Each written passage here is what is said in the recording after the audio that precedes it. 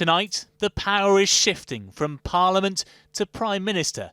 No need to defeat MPs when he can just dismiss them, suspending their work, allegedly, so he can get on with his own and announce a plan for government.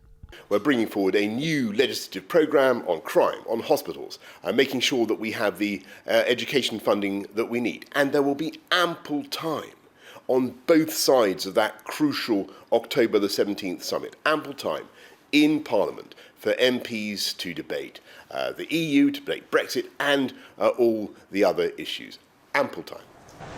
But today that time was officially cut short by the Queen, who issued the order to prorogue Parliament from here in Balmoral. 3 members of the government flying up to deliver Her Majesty's directions, refuting claims of a coup. So they wouldn't know what they were talking about. It's normal functioning of our constitution. But as for the functioning of Parliament, well, MPs return there on Tuesday before it's quickly suspended sometime the next week.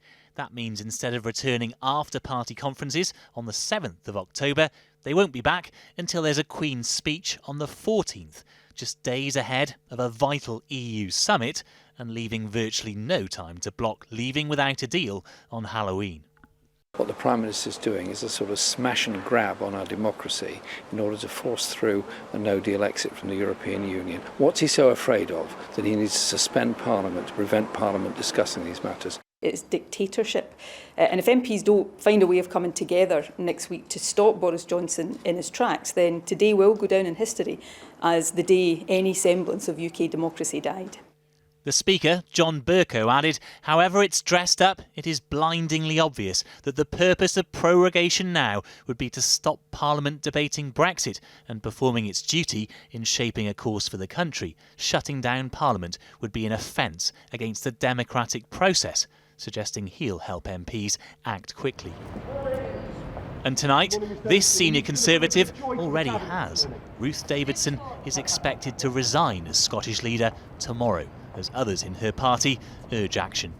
A number of my colleagues would have preferred to wait and move in late September. That will now not be possible. We will have to try to do something when Parliament returns next week.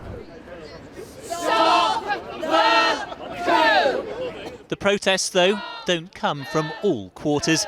Others are happy to vacate their benches, insisting it's nothing unusual. People will say, you campaigned to bring democracy back to Parliament and now you're in favour of closing Parliament down. That is yeah, but you could say that, but it's absolutely wrong. Parliament is not being closed down. The period is exactly how you would do it under any parliamentary period. But tonight, the period we live in feels unlike any other.